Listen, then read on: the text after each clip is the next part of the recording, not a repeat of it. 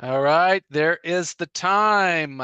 Thank you, everybody, for being here right now to kick things off. Good morning. My name is Colin Fair. I am a faculty member in the Department of Behavioral Sciences at UAGC. I will be serving as co-chair for this session, along with my esteemed colleague, Ted Ellis, who's also a faculty member in the Department of Behavioral Sciences. Ted will be working things in the background and closing us out today, so you'll hear more from him a little bit later, but our role as co-chairs, just to remind you, is to make sure everybody has a great time. So we're going to do everything that we can to ensure that. And so with that, there's a couple of reminders. The session will be recorded. It'll be posted on the Summit website after the summit concludes. So if you want to go and listen or share out, you'll be able to do that.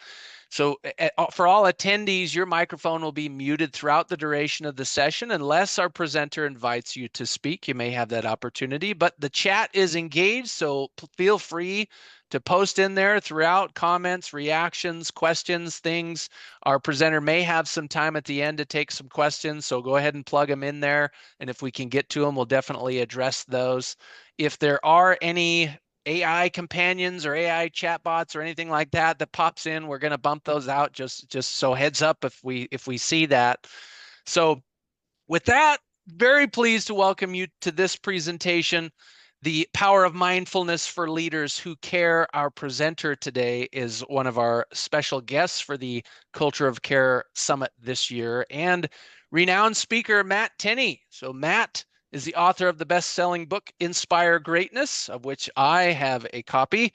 He also recently released another book that you'll hear about a little bit later in his presentation today. So in the presentation, he's going to talk about mindfulness, maybe how you can practice it without adding anything else to your schedule so you can live a happier, less stressed, and more effective life. I know one of those things that we all could use a little bit more of. So Matt, thanks for being here. The time is yours. Thank you, Colin. And if you're in charge of making sure everyone has a good time, I feel like the mission is going to be accomplished. You're a very positive person. Glad to have you in charge of that. And hello, everyone. Happy Thursday to you. I hope that you're well. The talk here is on mindfulness as it relates to leadership, particularly leaders who care. And I'm coming from the perspective that I believe every leader wants to care. Like there's no one that wakes up in the morning and says, my leadership plan is I'm going to go in and be a jerk, and I'm just going to treat people like garbage. I don't think anyone wakes up with that aspiration. There might be a few people, there might be a few like sociopathic narcissists around the world who wake up that way. But for the most part, by and large, we want to care. We want to take good care of the people around us. But there are many obstacles that make that much easier said than done. One of them is our own minds. I'm sure you've all had an experience like this where you're in a meeting and you really want to pay attention, or maybe a talk like this one, and you really, really want to pay attention. And then a thought comes up about being on the beach for going on vacation on the beach, and you try to block it out because you really want to be in the meeting. You're really trying to focus, and then it kind of creeps in a little bit more, grabbing a little bit more of your attention. You try to get rid of it, and then before you know it, you're gone, and you're just relaxing on a beach someplace in the Caribbean, enjoying yourself. And while you're trying to relax and enjoy yourself on the beach, another thought creeps in, but this time it's about puppy unicorns. And you say, no, I just want to enjoy the beach. I don't need that distraction, but they're so cute. They just keep coming back. And before you know it, you're just totally obsessed thinking about how cute puppy unicorns are and maybe dreaming up your next business venture. And then you wake up and you realize, oh man, I think about 2 minutes have gone by and I have no idea what anyone has said. Has that happened to anyone here? I'd love to see it in the chat. You could just put a thumbs up or a yes or something. Has that happened to anyone besides me? I'm just going to take a quick check, make sure I'm not the only one this happens to. Okay, it looks like there's at least a few people this has happened to before. Now, we all know that it's very easy to be distracted by our thoughts. In fact, there's research from Harvard. Matthew Killingsworth has kind of quantified this with a number of studies actually, and by his estimates, we spend roughly 50% of our time distracted by our thinking. And as we know, this is not an easy issue to deal with. The mind and thoughts in particular are very sticky. And one of the initial, I think, approaches people have is like they want to try to block thoughts out. They want to try to figure out a way to get rid of thoughts or annihilate them on demand. And that just simply doesn't work. So what does work is if we can have make Looks this like shift. we There, are there's you there, there's Matt? a yes. Kind of froze out. Yeah, everything seems to be running for me. Just let me know. Okay? I could maybe that was just me. I just went out and came back in, so I wasn't sorry to interrupt. Okay, no problem. Let me just see in the chat. Audio is clear. Everyone's good. Okay, yeah, it might have just been your computer. So, there's somewhere in between this extreme of being so identified with our thoughts that we think that, that's me and we're just perfectly one with our thoughts, and the other extreme of trying to get rid of them, trying to annihilate them. There's this kind of middle path, which is just to simply observe them, to see them objectively, for the inner voice to learn to listen to that voice and notice that you can listen to that inner voice going off as though you're almost listening to someone else. And if we're all honest, sometimes that inner voice is a little crazy, isn't it? So this is what we call mindful self-awareness. And for those of you maybe not familiar with mindfulness or mindful self-awareness, I actually try not to use the word mindfulness because it's so ubiquitous now that it's almost meaningless. People say, they use mindfulness as it relates to everything from playing tennis to taking a nap. So it really doesn't mean anything. But this to me is the most important component, which is we have this mindful self-awareness, meaning we are aware of what we normally think of as being ourself, most importantly, our thoughts. And in case that sounds like something way out there, like it's esoteric or something that is not within your reach, you're already doing this, right? If you've ever had a thought in your mind that you were about to say, and then you catch yourself and you say, "Ooh, that wouldn't be very skillful. I'm just going to leave that quiet part inside." That, my friend, is mindful self-awareness. So you're already doing this. The trick is, how do we develop the capacity so that it doesn't just kind of happen randomly, but we can do that on demand whenever we want and for as long as we'd like to. And I'm sure you've all experienced the opposite of that when you lack mindful self-awareness and the quiet part comes out of your mouth and maybe we have a little bit of embarrassment. Hopefully nobody's ruined a relationship that way, although that does happen. Now, this to me, self-awareness, and I've never had a leader argue with this. Self-awareness in particular is the most important skill that leaders can develop. It's what we call a meta skill. It impacts almost every other aspect of leadership. I'm just going to highlight a few of them here. So one, this is the key to building balanced teams, right? If we understand our own strengths and weaknesses very well, we can bring people onto our teams that are strong where we are weak. This is the key to good decision making. The stronger our self-awareness, the more we understand how we're affected by different biases, in particular cognitive biases that affect our decision making. This is also the core of having a leadership presence that makes people want to follow, that makes people want to be around us. And this is very closely related to emotional intelligence competencies. So the foundational competency of emotional intelligence is self-awareness. And one of those competencies, which I think is actually the most important for leaders, particularly if you're a leader who cares, is empathy. And the reason I think this is such an important competency for leaders is because in my view, as I wrote about in Inspire Greatness, the core job of a leader is to bring out the best in the people that she leads or that he leads. And we can't do that if we don't understand what people need to be great. So empathy helps us really feel and be deeply in touch with what people need to thrive, which is, again, I think the most important of the emotional intelligence competencies, other than the core competency of self-awareness. And of course, we have this nice side effect of simply being happy. The more self-aware we are, particularly with mindful self-awareness, the more generally happy we are. And I think we can all agree that all other things being equal, people would rather be led by or work with somebody who's happy than somebody who's a grouch all the time, right? So not only is it good for you, it's also good for your team members to be happy. Now, what I'd like to do in this talk is share with you a systematic way of training to develop mindful self-awareness. So again, instead of just hoping that this kind of arises randomly more often than it does now, there is actually a process that we can follow to systematically train to be mindfully self-aware more often on demand and for longer periods of time. And I would love to tell you that I discovered how to train this as the result of going through like mindfulness-based stress reduction with John Kabat-Zinn or something like that. But it's actually, I learned how to train mindfulness almost entirely as the result of the greatest failure of my life.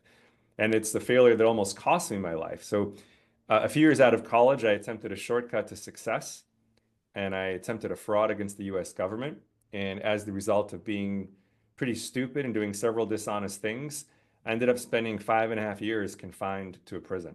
And during the first year that I was there, I lived in a cell that looked almost exactly like this. And I was in what essentially was solitary confinement. I was in the cell 22 hours a day and isolated the 2 hours that I was out.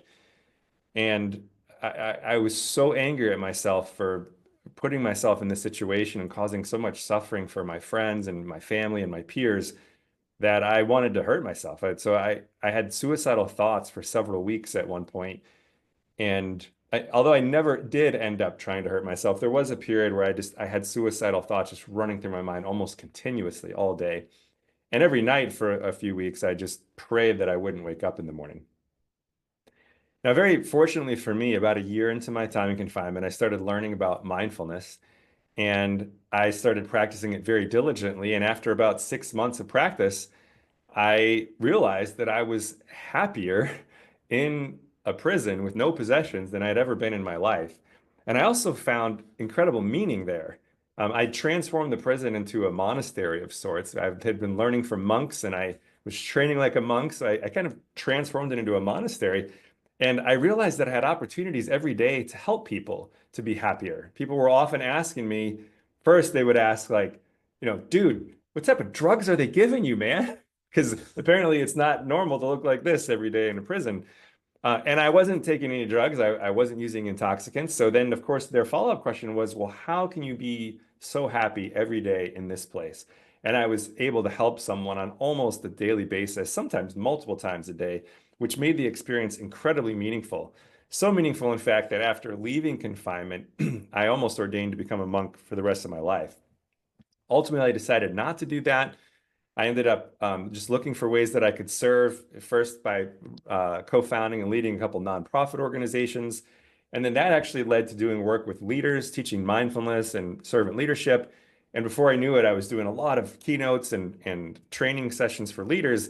And I moved my focus there because I realized if I can work with leaders, I get much more leverage, right? If I work with a leader who has influence over hundreds or thousands of people, to help that person more consistently care for the people around them, that can help me make an impact on much more leverage on a larger scale. So with that as kind of the background, I want to spend as much time as possible going into very practical ways that you can train for mindful self-awareness. And as Colin mentioned, without adding anything to your schedule, actually, you don't have to go take a new class. You don't have to go off to some quiet place.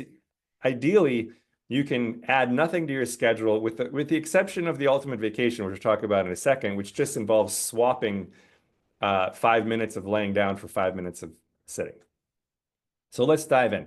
I'm going to share three big ideas here for the practice that I think will make the most impact for you. So the first, as I mentioned just a second ago, is the idea of what I call the ultimate vacation. And I call it that because we don't have to spend any money. We don't have to pack any bags. We don't have to go anywhere. There's no stress for travel. All you need to do is just simply be. And this is something we could do. I recommend doing it every night before you go to bed for multiple reasons. Um, the most the most important one, I think, is that it makes it the easiest to turn this into a habit. It's where you have a lot of control over your time. Ideally, you should be going to bed at relatively the same time every night if you're trying to guard your sleep. And whether you do or you don't, there's usually a routine, right? You brush your teeth, maybe you sit down on your bed, you fidget with a couple of things, and then you lie down. So this by doing it right before bed, it satisfies all four of what James Clear calls the laws for habit formation. It makes it easy, it makes it obvious, it makes it attractive. I don't even remember what the fourth one is right at this moment, but it satisfies all four of them. And it's because you're going to sit down anyhow before you go to bed. So all we're doing is saying, hey, let's take that 5 minutes of sitting down and swapping it for 5 minutes of just sitting still. Now, the first thought you might have is, well, I really like my sleep. I don't want to give up 5 minutes of sleep. There's good news on that front. I'm very confident that this practice will actually help you get more sleep. You'll probably fall asleep faster because what happens for most of us when we lay down at bed at night? We were totally chill when we're brushing our teeth, right? Everything was great. And then you lay down and all of a sudden your brain just starts wanting to tell you everything that happened for the last 7 years, right? Or whatever. It just goes all over the place. So by giving those thoughts an escape hatch, by doing this practice of sitting still before bed, I'm very confident that what you'll find is that you will fall asleep faster than you would have if you just lay down right away, and that you'll be less likely to wake up during the night. And if you do wake up, it'll be for shorter periods of time because your body will be more relaxed. So how do we do the ultimate vacation? A couple logistical things first is I highly recommend if you like this habit that you set an alarm on your phone for about an hour before you go to bed and just call it ultimate vacation. And when that alarm goes off, if you really want to prioritize sleep and make this a great habit, once that alarm goes off, you should try to not look at screens for the last hour before you go to bed. And then right then, when that alarm goes off, you can set a timer for 5 minutes so that you know that you've got your timer already set when you're ready to do this practice. So to do the practice, all we're going to do is sit still, and I'm going to actually guide you through it. You can do a little sitting and mindfulness practice right now. And you don't need to sit anything special. You don't need to be in like some yoga pose or something. You just sit on your bed, just like a normal human. There's nothing super special here. However, the one thing I would suggest you do that's maybe a little different than how you normally sit, and I would actually encourage you to practice with that right now, is to try to sit with good posture and without leaning against anything. Because although relaxation is a side effect of this practice, it's not the goal. The goal is to see thoughts objectively, to not be caught up in them. And that is much easier to do if we have good posture. As soon as you lay down, slouch, lean on stuff, awareness becomes a little fuzzy and it's a lot easier to just get caught up in those thoughts. Okay, so once you're sitting with good posture, you can do this practice with either eyes open or eyes closed. I would recommend that unless you're very caught up in just a ton of thoughts and you're just overwhelmed with thoughts, to practice with eyes closed. And especially before bedtime, this will help give your eyes a rest and get you ready for sleep. So to wake up to this perspective of being mindfully self-aware, all we need to do is just be curious about what's happening now. And in particular, be curious about what the body is doing. So since the body's just sitting, what I recommend is you use your inner voice to kind of interrupt your thought patterns for a second. Use that inner voice skillfully to note what it is the body's doing. And in this case, since the body is just sitting, you could use the inner voice very quietly to simply note, just sitting. And as soon as that voice goes quiet, you probably notice that you have an awareness of the body sitting. Now, from here, all we need to do is just be curious about, well, what is it like to sit? You might notice the sounds that you're hearing. You might notice what your feet feel like on the floor or your legs pressed against the seat. We're not looking for anything in particular. We're just open to whatever's happening now and curious. And if thoughts come in and try to distract you again, it's no big deal. You could just note them. Oh, there's some thinking. And then remind yourself, just sitting.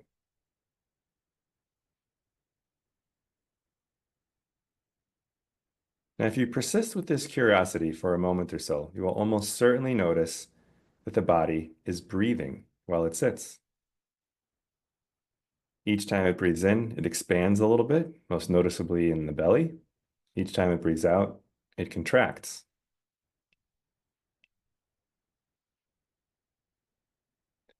Now, we're not trying to focus on the breath. We're not trying to control the breath in any way. This is just something that can be noticed. If you're just sitting, it's actually kind of hard not to notice that the body's breathing as it sits there.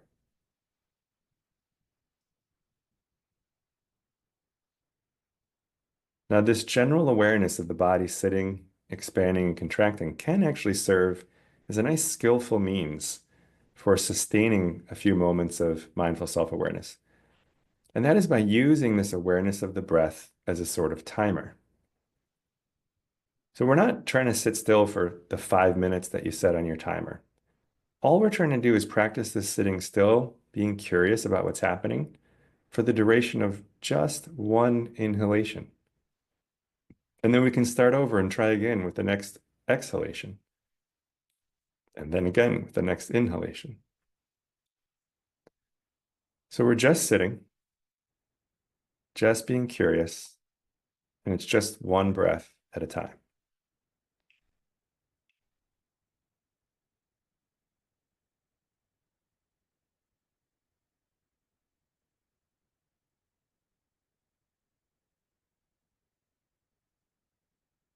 It's very likely that thoughts will arise from time to time while you're doing this sitting still practice. And whenever they do, again, you could just use your inner voice to note, oh, here's a thought about this. Or if there's lots of thinking, you could just note there's lots of thinking. Allow the thoughts to be there exactly as they are. And then just resume sitting and being curious with the next inhalation or exhalation.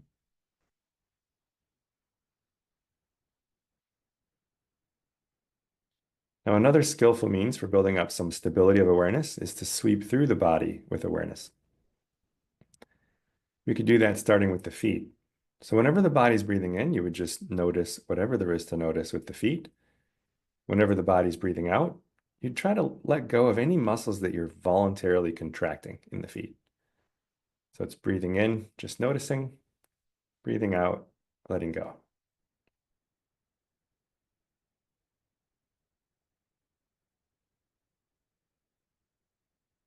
And you can bring that same awareness to the legs, breathing in, just noticing, breathing out, letting go.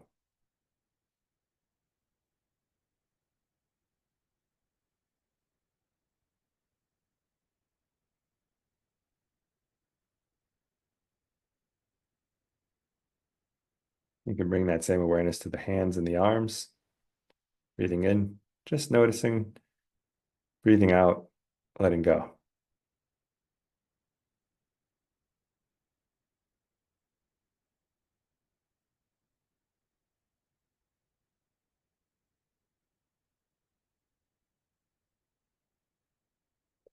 Bring that same awareness to the neck and the shoulders, breathing in, just noticing, breathing out, letting go.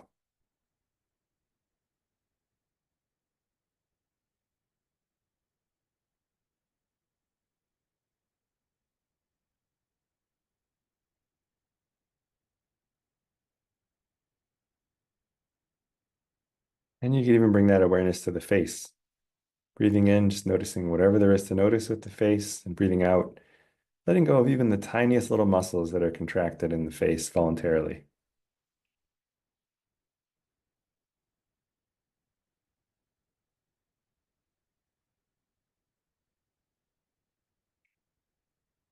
Then you can allow the awareness to just open a little bit so you're not directing awareness anywhere.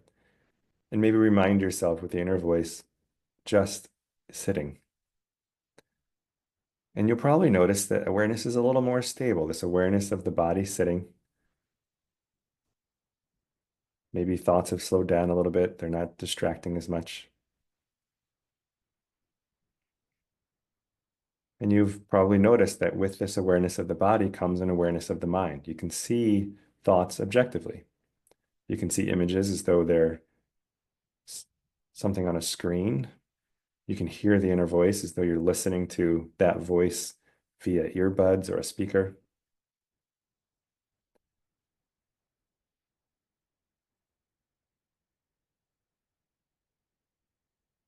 And this is mindful self-awareness. All right, so if you've been practicing with eyes closed, I invite you to go ahead and open your eyes. For those of you who found that practice helpful, there's a recorded version of that practice that you can get for free on my website, matttenney.com. There's a section called Mindful Self-Awareness, and there's some resources on there that can help you with the practice, including making this practice a habit. There's a practice tracker there. So while we're feeling very zen, let's talk about how to deal with when life is not so easy as just sitting still before bed, right? They're probably the only problem we have to deal with is the problems that we're creating with our thoughts, right? But if you're a leader of people, or if you do anything outside of your house, or even for many of us inside of our house, odds are you're going to deal with other people. And there's oftentimes where dealing with people can result in some pretty strong emotions.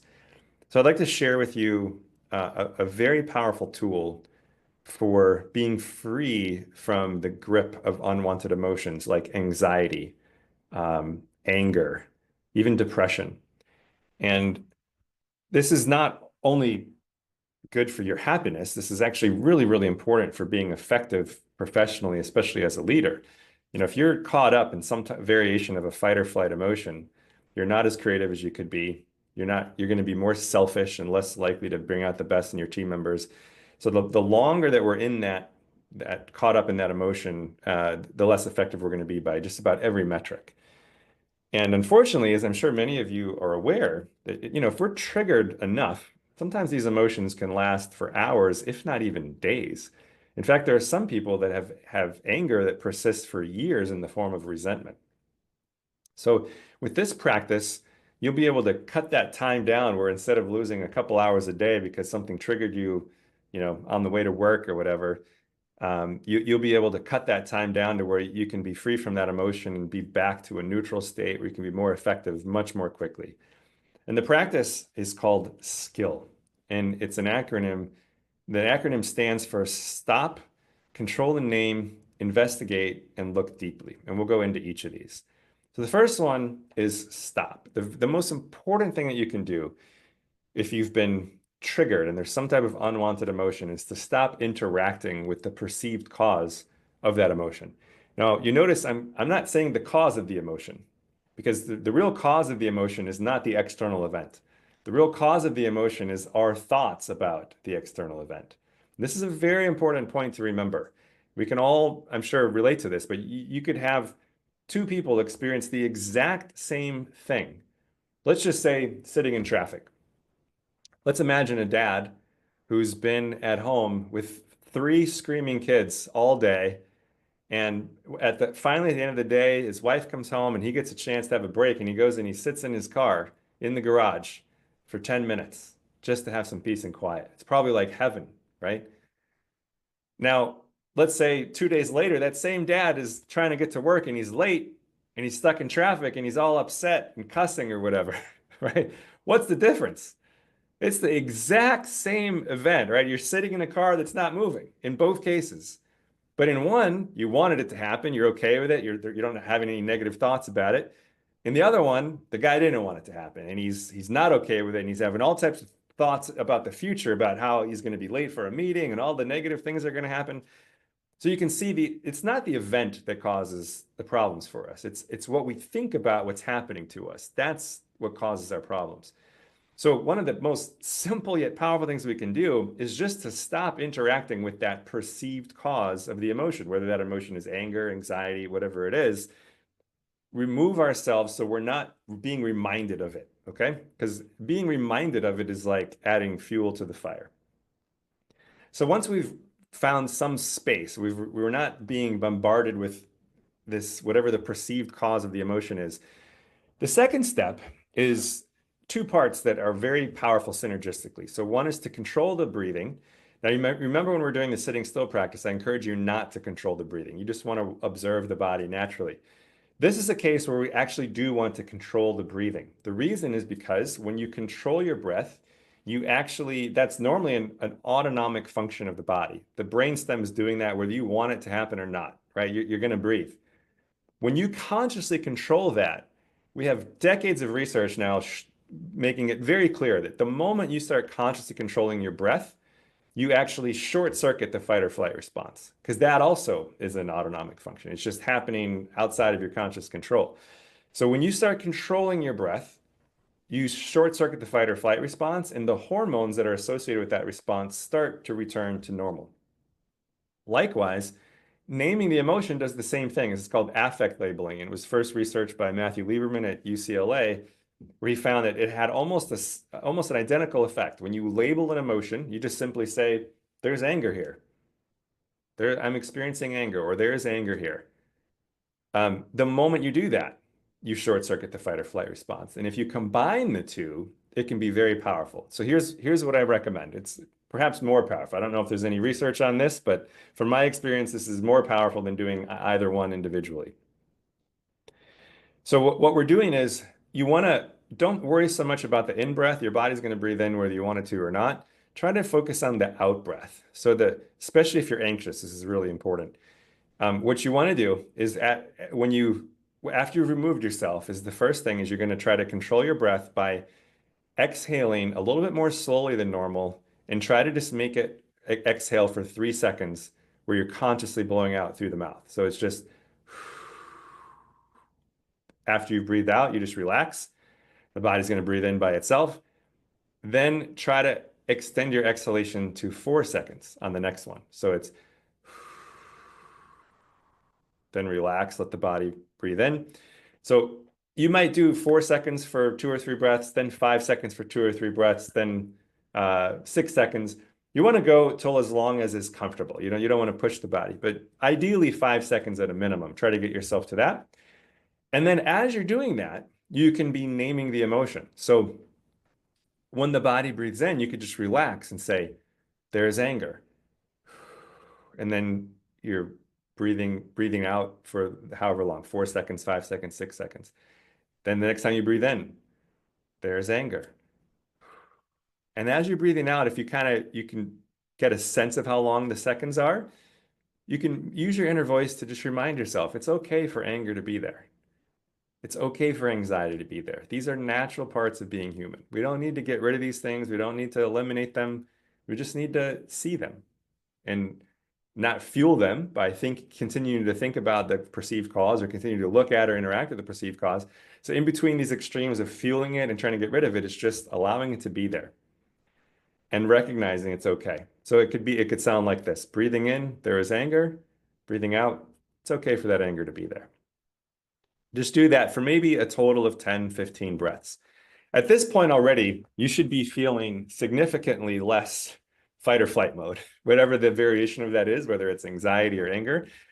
The next step, this is what a lot of people try to jump to immediately, which I think is a mistake, I'm sorry, the last step is one they try to jump to, but this step we should do before the last step of looking deeply. And that is to take it one step further. So not only is it okay for anger to be there, but try to be like a scientist inside your own body, where you're looking, actively turning towards the emotion and saying, what is this like? Let's explore it. What is anger actually like? What does it feel like in the body? Well, there's probably tension in the neck and shoulders. There might be sweaty palms, there might be some butterflies in the stomach, and you'll notice anxiety is pretty similar. Maybe slightly different presentation, but usually fairly similar symptoms. It's very similar hormones causing it. These are variations of the fight or flight response. So at this point, you don't need to control the breath anymore. You can just sit still for a few moments. Maybe set a timer for 3 minutes and kind of do this sitting still practice that you just learned, the ultimate vacation. But as you're doing that, you're just exploring like what's going on in the body. And just allow it to be there. You're not trying to get rid of it. You're not trying to change anything. You're not trying to get rid of anything. You're just allowing it to be there. And seeing this objectively further de-escalates the fight or flight response. Because what happens, we'll pause here before we go into step 4. What happens when we have a serious emotional response is there's this thought emotion loop that happens, right? So first we see something that provokes us, and that triggers some type of fight or flight response in the body. Unfortunately, what that tends to do is make the thoughts move faster and more sticky. So we get caught up in these fast moving thoughts That fuels the emotion more. That makes the thoughts move faster and stickier. And the two can fuel each other until sometimes anger can get very serious. Anxiety can lead to a panic attack. These things fuel each other up. The good news is the first three steps that you just practiced, you'll notice it's the opposite. It unwinds it. As you're observing thoughts happen, you can see them objectively. You're observing the emotion objectively. You're cutting off that fuel. So the thoughts start to move a little bit more slowly. That allows the emotion to calm down. As the emotion calms down, the thoughts move even more slowly and become less sticky. And little by little, that process I just described unwinds instead of spiraling up. So the last step, which some people jump to prematurely, is to look deeply into the situation from a cognitive perspective. And this is really the core of cognitive behavioral therapy, but I think it's extremely important that you do those first three steps first, because if you just try to replace unskillful thoughts with skillful thoughts, it's kind of like putting a Band-Aid on a wound that's already got an infection underneath. Yeah, things might look better on the surface, but man, there's a raging infection in your body and you could die if you don't treat that thing. So these emotion thought loops are very similar. If we don't allow them to unwind, they're going to bubble up later. We might be able to gloss over it with some positive thinking right now, but that's not a good practice. It's very important to do those first three steps. Once you've done the first three steps, however, now you can look deeply. And again, the emotion isn't a result of what happens to us. It's what we think about what happens to us. It's the stories we're telling ourselves. So a very simple practice is to ask yourself, what story was I telling myself about what just happened? And again, you only want to do this when you're in a neutral state. And if starting to think about it provokes the emotion again, go right back to step number 2 or step number 1, wherever you think you need to go. And only engage with this when you're in a neutral emotional state. You feel very calm, thoughts aren't moving fast. But you could ask yourself, what story was I telling myself? And then just the follow-up question is very simple. Could there be a different story that's just as true? So like for instance, let's say you're in traffic. Somebody cuts you off. You might have told yourself, that guy's a jerk. Maybe that's true. Could another story be true? Could it be that that person is rushing to the hospital to visit a loved one who's dying, and maybe they just were distracted and didn't notice you? Could be just as true, right? We don't know. And so by challenging yourself, you start to realize, well, if I'm identifying with these unskillful thoughts, I'm creating a lot of problems for myself. So this last step, especially if you know the answer, if you know what's causing somebody to do something that you don't like, this can help you develop empathy for them, which could result in compassion. And if you can replace emotions like anger for others or anxiety for yourself, this process allows you to replace them with compassion, which is the most positive, most powerful emotion you can experience. This is the desire to help others be free from their suffering. And that's why this is one of my favorite practices, because you're taking something that's like a thorn stuck in you and you're using that thorn to remove the thorn, and not only remove it, but help grow flowers, right? You're taking an emotion like anger, anxiety, and transforming it into compassion. So you can do this by, if you don't know anything about the situation, just creating a hypothetical. Like if somebody does something that upsets you, you could assume, well, maybe this person had a rough childhood. Maybe they weren't treated kindly by their parents or abused by their parents. And maybe now they're acting out some of the behaviors that they saw every day as a child.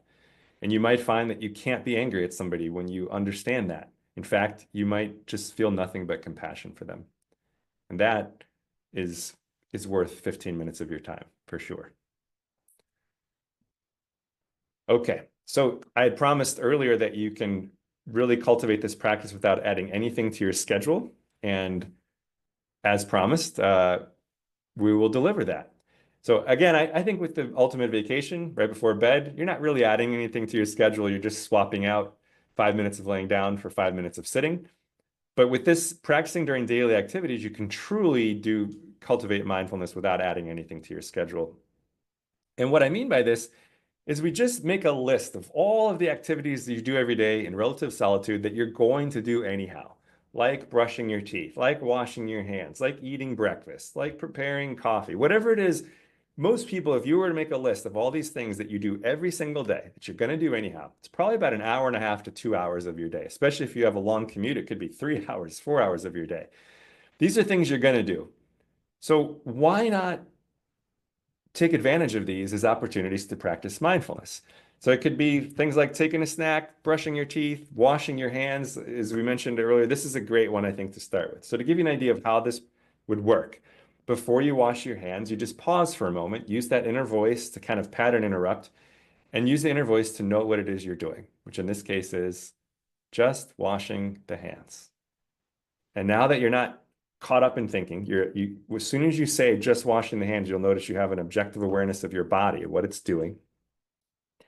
Then when you get the soap on your hands, you turn on the water, just be really curious about what is this experience like? In fact, you can even kind of play along with me right now. Pretend you're washing your hands. And as you're rubbing your hands, just be really curious, like you've never done it before. What does it feel like? What do my hands feel like rubbing together? What do the muscles in my arms feel like as they move my arms and hands? And you'll probably notice like, oh, this is actually kind of relaxing. It's kind of like a hand massage, right? It's even better when there's some nice warm water to rinse off the hands, right? So at any time, thoughts are going to arise while you're doing this. It's fine. You just note, oh, there's some thinking. And then just as we did before, remind yourself, okay, it's fine for that thought to be there. And now I'm just washing the hands and just return to being curious about that experience. Now, as silly as this sounds, I actually think this is the ultimate paradigm shift because here's how I suggest you use this. So once you have your list of all these activities that you're going to do every day anyhow, try to just pick one for a week and commit to doing that for just in mindfulness for a week. Let's just say it's brushing the teeth. Get a little sticky note with it, put a smiley face on it, put it right next to your toothbrush so that every time you brush your teeth that week, you're reminded, like, oh yeah, I'm going to do this in mindfulness. Not the way I normally do, where I brush my teeth and I'm thinking about everything that ever happened or is going to happen. I'm actually just really engaged with the activity of brushing the teeth. Try to do that for a week. If you can do it for a week, you're probably on the cusp of forming a habit. Maybe you already have if you've done it every time for, twice a day for 7 days. Then week two, continue brushing your teeth and then move on to another activity. Maybe that's preparing breakfast. Week three, you continue with the first two and add a third. You can see where this is going, right? This is kind of like the 90-day mindfulness challenge. In fact, again, if you go to my website, there's a practice tracker where you can track this so you can build a habit, put it up on your refrigerator and track that you're doing this. You could give yourself a 90-day challenge of like, after 90 days, you're going to have 12 activities throughout the day where they're anchors for you, where you're practicing mindfulness. Again, without adding anything to your schedule. And the reason I call this the ultimate paradigm shift is because let's think about how these activities normally go down, okay? If brushing your teeth, let's be honest. How many thousands of thoughts are we having while we're brushing our teeth? In fact, I wouldn't be surprised if there's half of the people listening. In fact, this is the normal number. Half of us, the last few times we brush our teeth, maybe the last 2 or 3 times, probably had an experience where we literally were so distracted by our thinking, we forgot which teeth we brushed and we had to start over, right? There's probably a number of you that left your house and couldn't remember if you locked the front door and returned to make sure that it was locked because we're so distracted by our thinking. So what happens, unfortunately, is when we're caught up in our thinking like this, is we're not experiencing that moment, right? If we're totally caught up in thinking, we're not really living that moment of brushing the teeth or drinking the water or eating breakfast or preparing breakfast. And 95% of our lives are made up of these moments.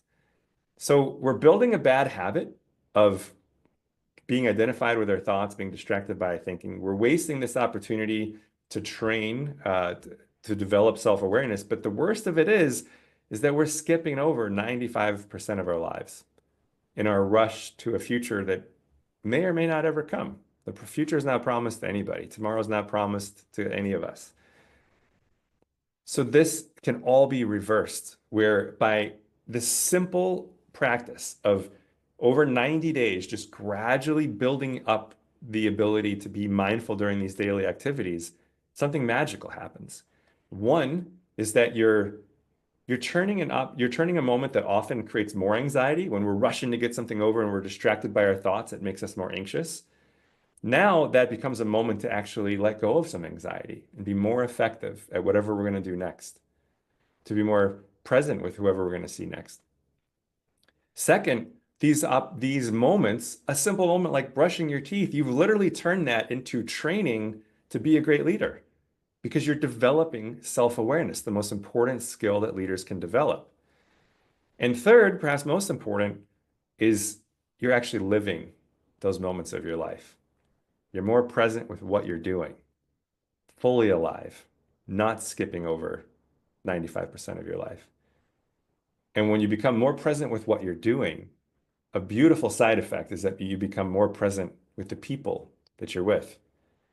And this is the absolute core of leadership presence, being present, right? Not being distracted by thinking, but being fully present, giving someone our full undivided attention, sensitive to what that person needs to thrive. This is the hallmark of great leaders. Okay, so Ted and Colin, I think we have about 15 minutes left, and we do have time for questions. We'll probably do about 10 minutes of questions, and then I have one more idea that I'd like to share with you that I think you'll enjoy, that will kind of wrap up how to turn this practice into something that happens on a daily basis. Awesome, So, Matt. So many great things there. Thank you for that. And everybody in the audience, if you've got questions, feel free to plug those into the chat. And I'm going to take the liberty of leading off here because I want to get your perspective on something, Matt. So this mindfulness is awesome. I do a lot of this with some of the athletes that I work with, and I'll never forget. I was working with a college basketball team before, and I went in, and my lead in was to ask them, like, what's, you've all spaced out before, right? The example that you use at the beginning, where you're in the meeting and you go to the beach and then you're thinking about puppy unicorns and all of that. And so my yeah. my lead in with this team was like, well, what's the opposite of spacing out? And I'll never forget the response that one athlete gave me because it caught me by surprise. But he just said quite simply, well, spacing in. And I was like, okay, well, that's not exactly what I thought about, but I've like ridden that wave since then because I'm like, Yeah. yeah, that's what mindfulness is. You're spacing in to the moment and being present. But what I want to get your take on is something I do with athletes is I have them visualize and do imagery where they're intentionally spacing out. They're intentionally going somewhere else, but they're intently focused on what it is, and they're seeing themselves perform and achieve and all of that, but they're not present. They're going somewhere else. And a part of that is you use mindfulness and the progressive muscle relaxation to take them there. But what are your thoughts on the connection between the way that the brain works on those, or just, philosophically of, well, we can use imagery intentionally to go somewhere else away from the present to achieve certain things, but then mindfulness is all about being here in the moment.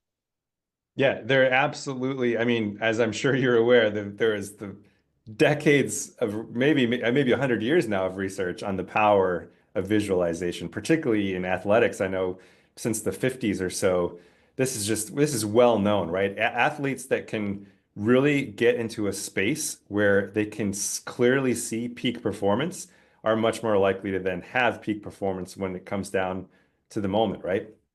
So there's no question that there are times when it is skillful. So there, and it might even be like there's actually creativity is also associated with mind wandering, for instance.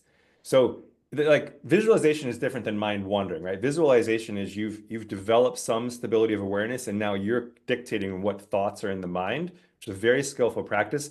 Mind wandering is where you're just kind of sitting and looking out and just letting your mind go wherever it wants. There's research suggesting that's very strongly associated with better creativity. The point here, though, is that I want people to ask themselves, do I have the choice? And what we're trying to develop here with training is the choice. Am I am I distracted when I don't want to be? Like I'm trying to be with my kids and I can't stop thinking about work.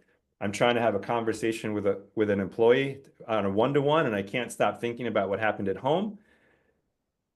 That we don't have a choice. We're prisoners of our minds, right? So there's no question that sometimes allowing your mind to wander is a skillful means. Sometimes intentionally using thought, thinking intentionally, visualization, extremely helpful for athletes. I would even argue, and I think you alluded to this, that if you can practice mindfulness to the degree where you have very stable awareness, the visualization is much more effective because you don't have intrusive thoughts distracting you from your peak performance. In fact, I'm sure you've run into this where athletes are trying to visualize peak performance, but they keep seeing themselves screw up, right? And they need to back up and let those thoughts flush themselves out with mindfulness practice before they keep visualizing, in my view, right? So there's no question that this is not like you should just never think again consciously, or you should never use conscious thought, or never allow your mind to wander. What we're really talking about here is developing choice. I think Viktor Frankl put it best, where he said, there is a space between stimulus and response.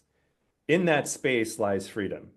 What mindfulness is doing is cultivating that space in an intentional way so that what happens to us doesn't dictate our emotional state, right? And so this is what we're talking about is can I allow my mind to wander when I want to be creative? Great.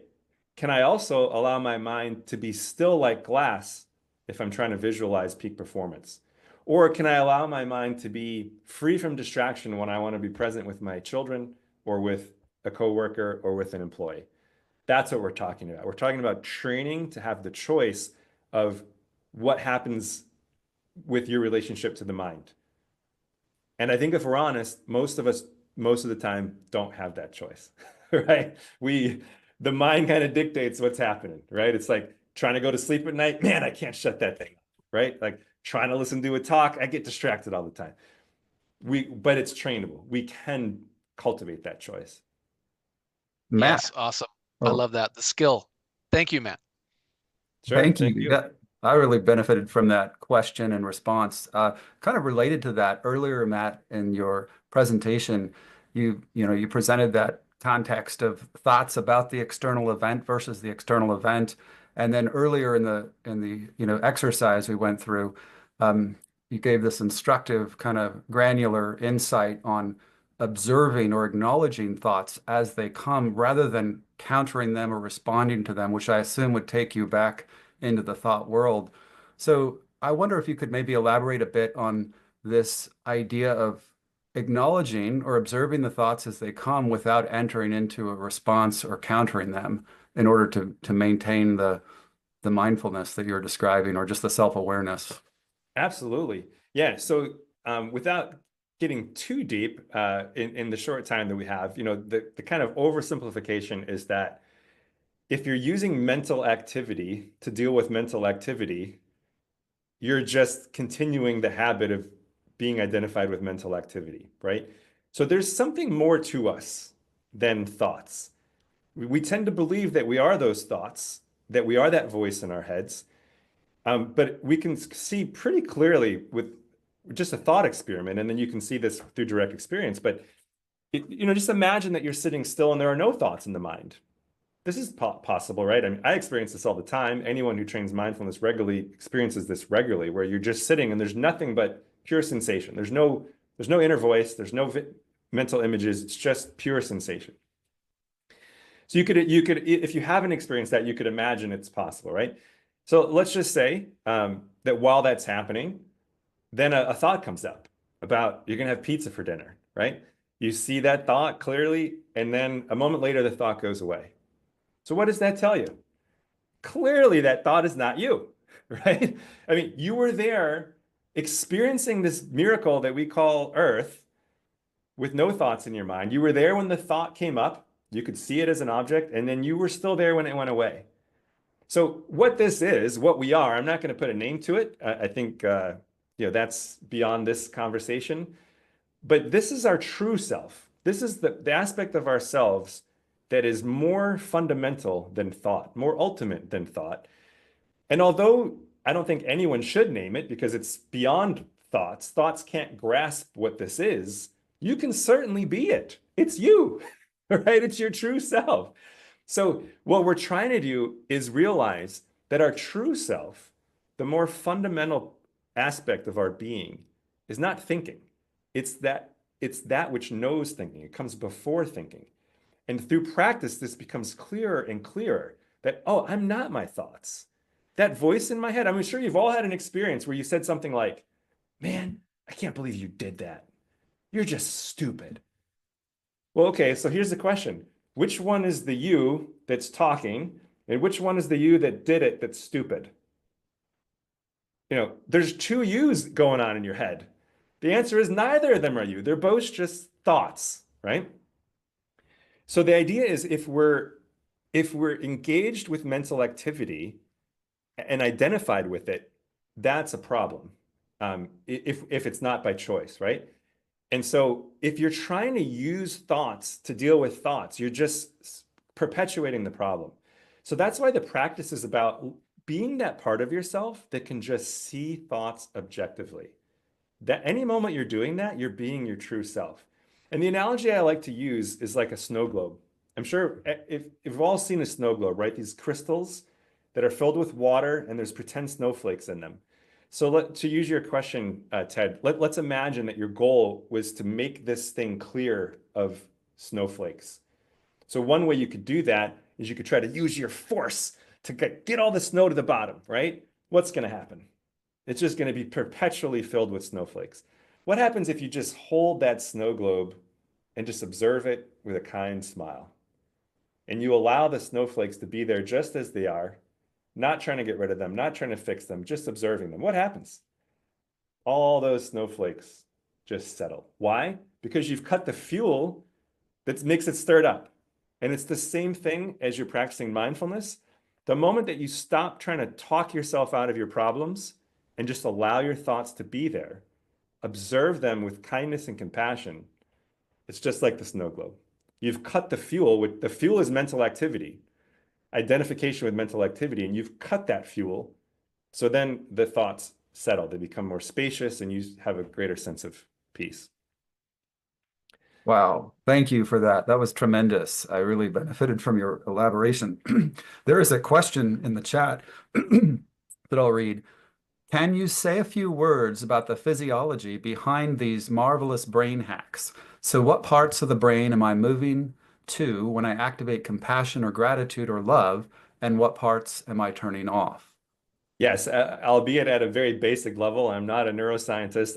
I did write a book years ago with a Harvard-trained neuroscientist, and he elaborates much more eloquently than I can on these. But in terms of what is preventing us from being self-aware and experiencing the most powerful emotion like compassion, this brain activity is almost entirely associated with amygdala brain activity. So the amygdala its core job is to initiate and sustain the fight or flight response when the body feels threatened.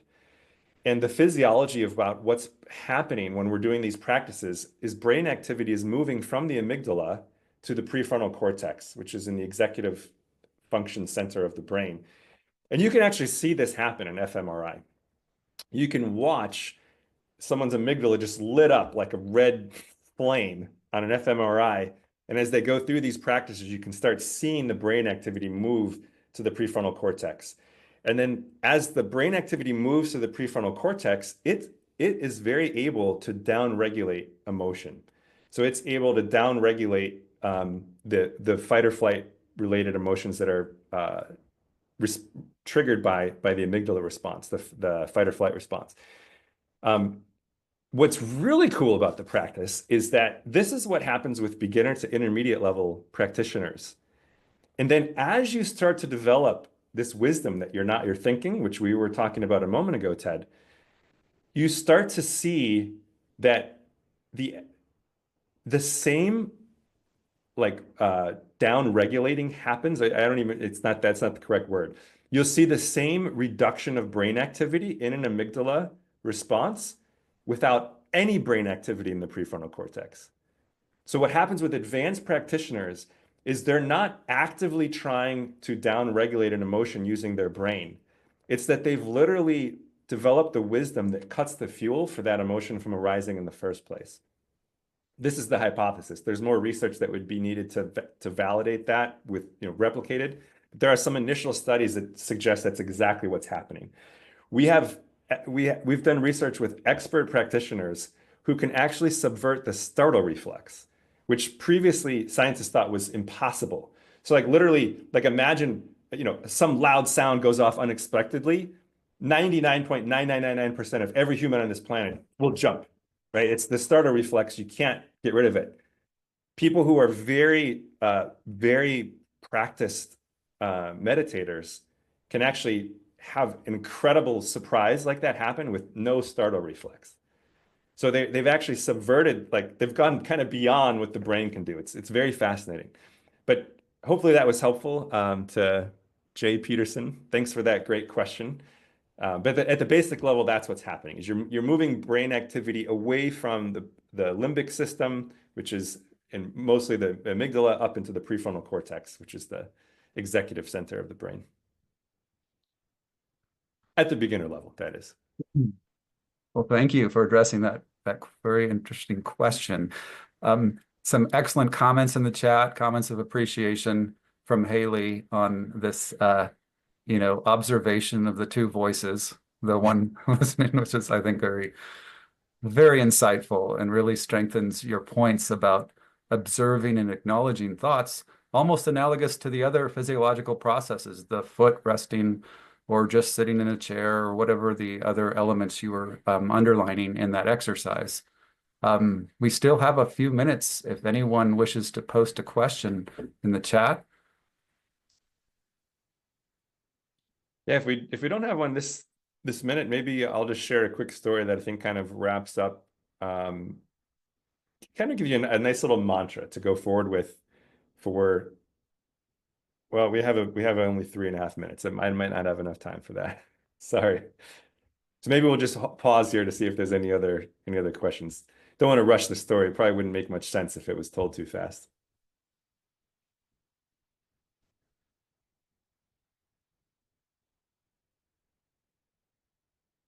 Maybe just a thought. This might provoke some questions, but this was about. Yeah, it's very helpful. Thank you, Jay Peterson. It's very helpful to have reminders of this. This is why I do highly encourage you to go get that practice tracker from my website, matttenney.com. Even without reading my book, I think if you have that on your refrigerator and it's reminding you to just do a little bit of this every day, you'll start to notice a change. And I initially presented this in the context of being a leader who cares. And obviously, if you're a leader who cares, cultivating qualities like kindness and compassion is part and parcel of that. And that is what I find most energizing about the practice. It's not so much that I can be free from my own problems, I can be happier. It's that, holy cow, there's nothing more important in this life than cultivating qualities like kindness and compassion and generosity, not just from a leadership perspective, but from the grand scheme of things. If we all, on our deathbeds, I promise you're not going to look back and say, I wished I worked more hours. I wish I made more money. You're probably going to look back and say, I wish I was a little more kind. Before that happens, we have this opportunity, all of us, to intentionally practice in ways that systematically cultivate kindness and compassion, the highest qualities of being human. And I don't think there's any better investment of our time than this, not just from a perspective of being a leader, but from the perspective of living a life that actually matters. So to me, that's what's most energizing, is that you don't just have to hope to be kind and compassionate. You don't just have to, think of this as some aspirational thing that you can never achieve. This is actually trainable.